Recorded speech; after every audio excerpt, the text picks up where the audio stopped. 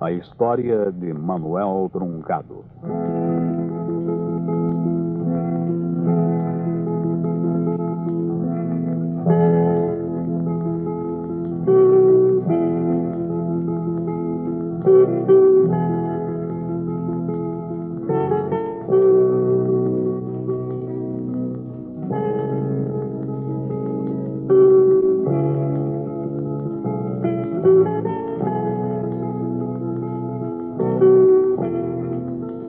Vamos contar a vocês a história de um cidadão chamado Manuel Truncado e que depois de desencarnado se tornou um Exu.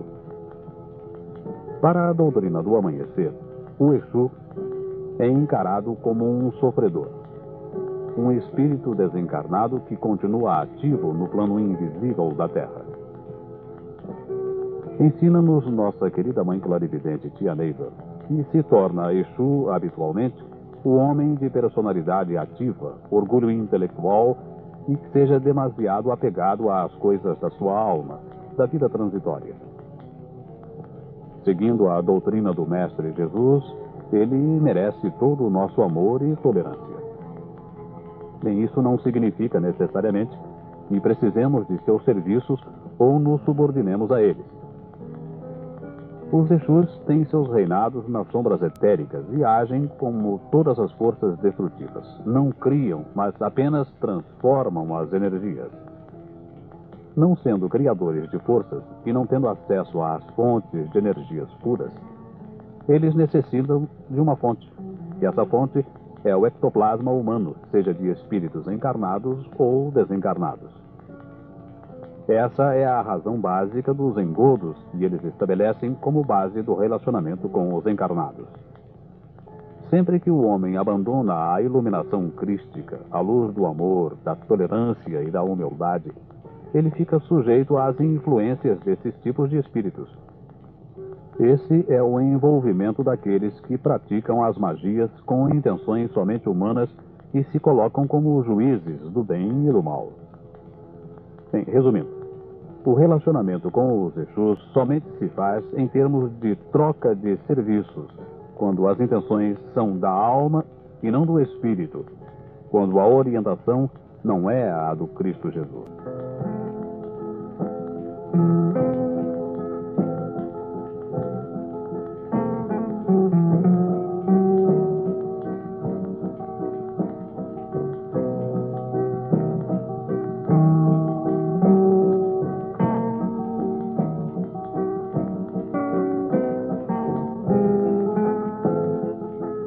Há uns 10 anos atrás, vivia em uma cidade de Goiás, bem próxima da capital do estado, um cidadão chamado Manuel Truncado. Ele era casado com uma mulher pacata e jovem, chamada Maria. O casal tinha 3 filhos: José, o caçula, Marília e Josefa, 2 mocinhas. Manuel Truncado estava com mais de 40 anos e havia lutado muito para sobreviver com sua família. Seu pai fora um fazendeiro no interior de Goiás e Manuel crescera na dura vida de peão. Apesar de as terras serem boas, o pai de Manuel Truncado nunca soubera tirar melhor proveito delas, e com isso a vida para ele sempre fora de luta e sofrimentos. Um dia, o pai de Manuel acabou por perder a fazenda e eles tiveram que se mudar para aquela cidade. Os velhos logo morreram e Manuel teve que se ajustar a uma vida para a qual não fora preparado. Trabalhou aqui e ali, mas não conseguiu se firmar em lugar algum. Um dia, ele conheceu Maria, uma jovem bonita e simples que trabalhava para ajudar os pais. Os dois se amaram e logo se casaram, sem muitos planos para o futuro. As pessoas acostumadas com a pobreza não olham muito à frente e resolvem os seus problemas com certa facilidade. E assim fizeram Manuel e Maria, e o casal logo ganhou uma filhinha. No primeiro ano de casados, Manuel procurou se firmar no trabalho árduo de carroceiro. O casal morava num barracão, que é uma casinha construída no fundo do terreno, deixando a frente toda livre. Manuel tinha uma cocheira onde guardava a carroça e os seus 2 animais. Nas tardes quentes e de vento parado, o cheiro acre do estrume invadia a pequena residência. Mas eles já estavam tão acostumados que nem o sentiam. Manuel Truncado gostava de acariciar o corpinho tenro de Josefa deitada numa bacia forrada de panos. Depois veio Marília e, por último, José. A vida ficou tão apertada como a casinha em que moravam. E Manuel começou a frequentar com mais assiduidade o botequim da beira da estrada e a descuidar de seus negócios. Logo começou a se manifestar nele um gênio arrogante e agressivo que atemorizava os vizinhos e deixava as crianças com os olhos arregalados de medo. Enquanto isso, Maria, sempre quieta e acostumada ao trabalho duro, se resignava lavando roupa para ganhar algum dinheiro. Manuel começou a se ausentar de casa e chegava a passar noites fora. Nos dias que seguiam essas ausências, ele costumava chegar na carroça com os cavalos meio estropiados e os largava no pátio. Resmungava qualquer coisa e se deitava em pleno dia de roupa e tudo. Maria então desatrelava os cavalos com o auxílio de José e das meninas e a casa ficava quieta, ouvindo-se apenas os roncos surdos de Manuel. Quem mais sofria com isso era o pequeno José. Ele já estava no 1º ano do grupo escolar, e sua inteligência viva procurava explicações das coisas que a escola não lhe ensinava. No princípio, Manuel procurava ajudá-lo em suas lições, e Zezinho adorava fazer perguntas. Mas depois que Manuel começou a beber e a se ausentar, ele ficava horas e horas manuseando seus cadernos e na espera de que Manuel o ajudasse. E assim a situação foi piorando, a ponto de se tornar insustentável. Começou a faltar a comida e as discussões violentas se processavam sem mais nem menos. Maria, que habitualmente mal tinha tempo de chegar até a cerca da casa para falar com a vizinha, começou a sair em busca de auxílio. As crianças ficavam em casa e deixaram a escola. Maria, acostumada a viver sempre na vida dura de casa, começou a se embaraçar na vida fora de casa. Fez as primeiras dívidas e das dívidas passou aos favores ilícitos. Em pouco tempo se separou de Manuel Truncado e se prostituiu por completo. Um dia Manuel Truncado descobriu que estava só com seus cavalos estropiados. Maria o abandonara, sem deixar endereço e levando consigo as crianças. No princípio, Manuel pouco se importou, e, juntando o pouco que restava de sua vida material, se lançou nas aventuras baixas da periferia das cidades. Até que uma ocasião, saudoso da família, ele decidiu sair à sua procura. Sua busca foi infrutífera, até que ele encontrou a morte, num desses tristes episódios que acontecem na calada da noite. Nos seus últimos tempos na Terra, ele começara a atribuir toda a sua desdita à esposa que o abandonara. Seus 7 dias na Pedra Branca foram de intensa agonia. Ele não conseguiu dominar seus desejos de vingança fomentados pela sua mente desvairada.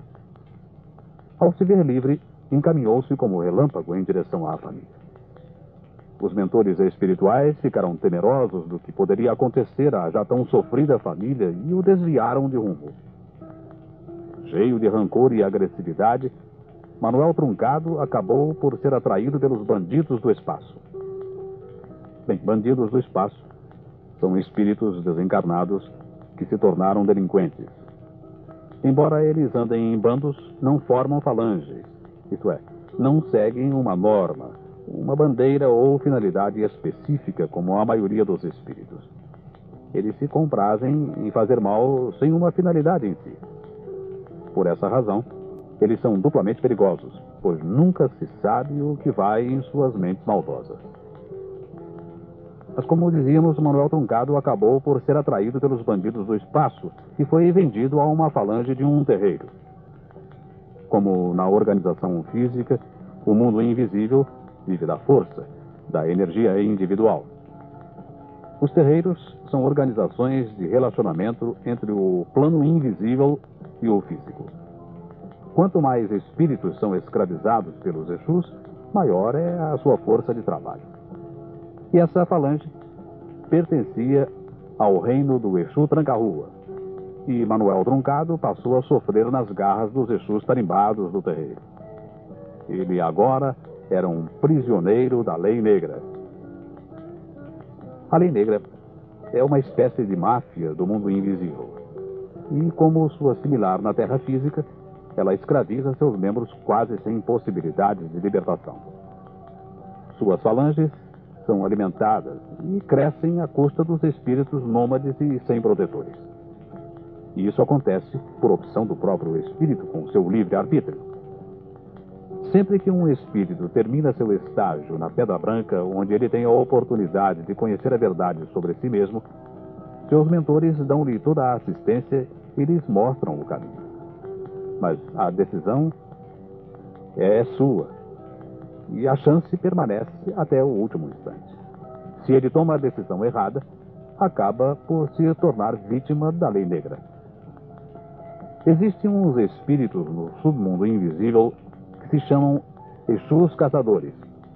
São espíritos pertencentes a alguma falange de Exus que se especializam em seduzir e se apossar dos espíritos desprotegidos que se recusam a aceitar os seus destinos kármicos, verdadeiros nômades do mundo invisível.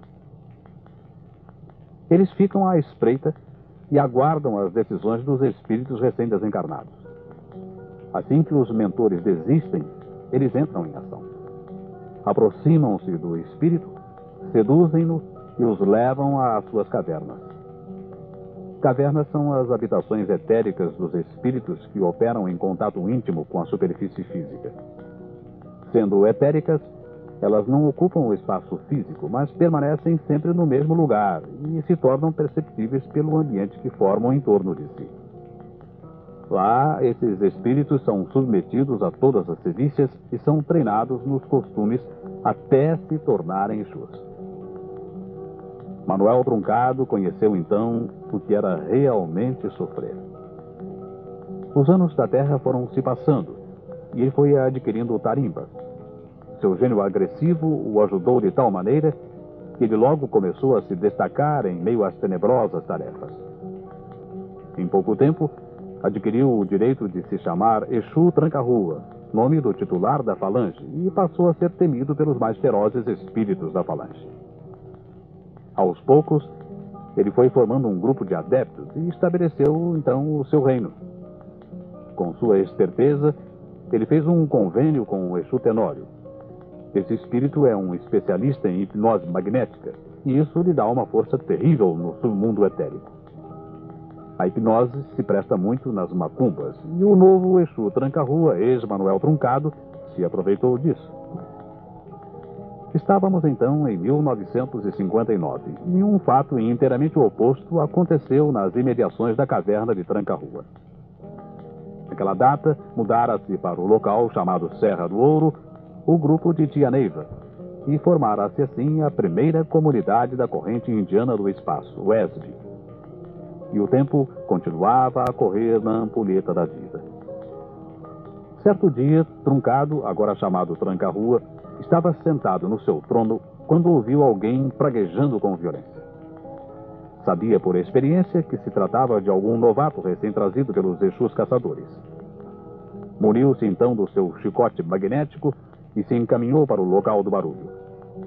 Lembrava-se de como fora tratado quando chegara, e o seu maior prazer era aplicar pessoalmente a correção dos novatos. E ele tinha um jeito especial de chicoteá-los até convencê-los. O espírito estava seguro pelos caçadores e Truncado desfechou a primeira chibatada.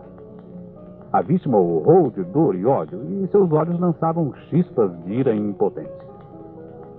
Truncado ia dar a segunda chibatada quando seu braço estancou no ar como se tivesse batido num rochedo invisível. O espírito que estava sendo chicoteado era o de seu filho José. A cena terrível ficou paralisada num momento de agonia. Os dois espíritos, pai e filho, se fitavam com horror e espanto. Subitamente, Truncado achou a voz e gritou em desespero. Zezinho, meu filho, você aqui? Não, não, não. Eu não quero aqui. Tirem-no daqui. Passado o primeiro momento de surpresa, os caçadores largaram Zezinho e começaram a zombar da fraqueza de Truncado, espezinhando-o pela atitude tão diferente dos seus hábitos. Zezinho, porém, aproveitou o descuido de todos e, num gesto brutal e enérgico, arrebatou o chicote da mão de Truncado e passou a chicoteá-lo com ódio arrebatado. Truncado não se defendia, e Zezinho o chicoteava, e o chicoteou até ele cair sem forças. Enquanto ele batia com um terrível chicote magnético, vociferava com ódio. Tome, miserável! Tome pelo mal que nos causou! A minha mãe se prostituiu por sua causa, seu canalha! Ela foi obrigada a isso para dar de comer a mim e às minhas irmãs, você se lembra? Josefa e Marília, as minhas irmãs, suas filhas, foram pelo mesmo caminho. Elas agora vão para o mesmo caminho que minha mãe, a prostituição. E tudo por sua culpa, seu miserável. Mas eu lhe disse que um dia eu encontraria. E agora eu o encontrei. O tempo continuou a correr na ampulheta da vida. Zezinho agora era um terrível tranca-rua, mais feroz que seu pai. Truncado, desmoralizado no próprio reino, mas não querendo se afastar de Zezinho, seu filho, tornou-se um nômade do submundo dos Exus. Cheio de ira e confuso com a cilada que a vida lhe preparara, redobrou as atividades maléficas sem cautela nem medidas. Suas estrepolias puseram em sobressalto toda a região entre Anápolis e Alexânia durante longo tempo. Nessa época aconteceram desastres incríveis. Carros perdiam a direção sem causa aparente e a estrada começou a ter cruzes fincadas de pessoas que desencarnavam nesses desastres. Crimes aconteciam nos sítios vizinhos da rodovia e o consumo da cachaça aumentou nos botequins de beira de estrada. A atmosfera da região começou a modificar-se visivelmente. Os macumbeiros aumentaram de número e as doenças tétricas varavam as noites nas várzeas e encruzilhadas. Na comunidade da UESB, Tia Neiva recebia as lições dos mundos encantados dos Himalaias e os médios se desdobravam no serviço do Cristo Jesus. Um dia, Tia Neiva recebeu a notícia de que estava para chegar um circo que se instalaria nas imediações da UESB. Mas não se tratava de um circo comum, desses que a gente está habituado a ver. Tratava-se de um circo etérico. De fato, o mundo invisível da região estava alvoroçado. O circo chegou com o estardalhaço, com seus palhaços, seus acrobatas e seus carros coloridos. O palhaço principal chamava-se Remendão. Os espíritos desencarnados afluíram para o circo em massa. Depois disso, desapareciam da região. Tranca-rua, Manuel Truncado, também não resistiu e foi ver o circo. Quando deu por si, estava capturado pela falange dos centuriões. Ele o urrou e ameaçou, mas de nada lhe adiantou. Levado para o UESB, foi sendo doutrinado e acabou por conversar longamente com Tia Neiva. Ela, na sua proverbial paciência, foi mostrando o seu quadro espiritual e ele ali ficou. A fagulha de ódio de seus olhos foi sendo substituída pela luz baixa do arrependimento. Às vezes, o seu gênio rancoroso o dominava e ele dava trabalho aos médiuns da UESB. Por fim, os mentores, com o auxílio de Tia Neiva, conseguiram encaminhá-lo para o Canal Vermelho. O Canal Vermelho é um posto de socorro do plano etérico. Cidade intermediária onde os espíritos permanecem em aprendizado até o máximo de 7 anos. Lá, ele foi atraído para o candomblé chamado Umatã. Mudou sua roupagem de Exu e sua maior preocupação continuou sendo o seu filho Zezinho. Na terra, na caverna do antigo Tranca-Rua Truncado, um outro rei impera no seu reinado de ódio, o Tranca-Rua ex-Zezinho. Sua ferocidade é maior do que era a do pai. O chicote magnético que fora usado pelo seu pai continuava a sibilar nas costas de outras vítimas, outros espíritos nômades apanhados pelos Exus caçadores. Naquele tempo, Tia Neiva sentia certa frustração no Canal Vermelho. Na verdade, para um espírito que conserva a mesma consciência nos vários planos em que penetra, a paisagem do Canal Vermelho assusta um pouco no começo. Apesar de bonito, com seus enormes jardins, suas pontes, seus belos edifícios, sua vida complexa, sua luz cambiante de tons lilás e sua simetria, seu conjunto dificulta a sintonia. É como uma cidade criada artificialmente e cheia de truques mágicos. Essa construção do plano etérico se destina à adaptação de espíritos arraigados a formas obsessivas de ideias. Ele estabelece um clima de transição entre a concepção que alimentaram na Terra e a realidade do mundo invisível, da outra etapa da estrada da vida. Tia Neiva vai com frequência ao Canal Vermelho em sua missão. E nesse dia, enquanto aguardava a presença de seus amigos espirituais, ela observava com curiosidade as atividades em torno dela. De onde se achava, via o enorme letreiro de Umatã, que parecia mudar constantemente. Às vezes, ela lia a palavra Umbanda, e em outras vezes parecia que ali estava escrito Candomblé. Ficou então a pensar no assunto até que decifrou o enigma. Tratava-se de uma forma adequada para fazer certos espíritos que chegavam se sentirem como que em casa. Não muito distante, havia uma espécie de templo com um letreiro onde se lia Igreja Presbiteriana. E pouco além havia um outro templo com um aspecto nitidamente católico. Dessa forma, os espíritos desencarnados encontram um ambiente similar do que viveram na Terra. Só que a realidade é bem diferente. Seja em termos de candomblé, de umbanda, de catolicismo, de protestantismo ou de qualquer outra doutrina, a direção é dos espíritos missionários, que mostram lentamente a esses espíritos sua sobrevivência depois da morte terrena. Nessa madrugada, Tia Neiva se encontrou com o Manuel Truncado. Ele se lembrou imediatamente dela, e sua primeira manifestação foi em torno de seu filho Zezinho e de sua família. Tia Neiva notou que ele ainda pensa muito em termos do Exu que foi na Terra. Embora tenha modificado sua roupagem, ele vai ao templo Umatã como ia aos terreiros da Terra. E Tia Neiva tem uma pena imensa desse espírito e o ajuda sempre que pode. Eram quase 5 horas da manhã quando Tia Neiva voltou para a Terra. Preocupada com a promessa feita a Manuel Truncado, ela procurou ver Zezinho, mas não conseguia vê-lo com sua roupagem de Exu.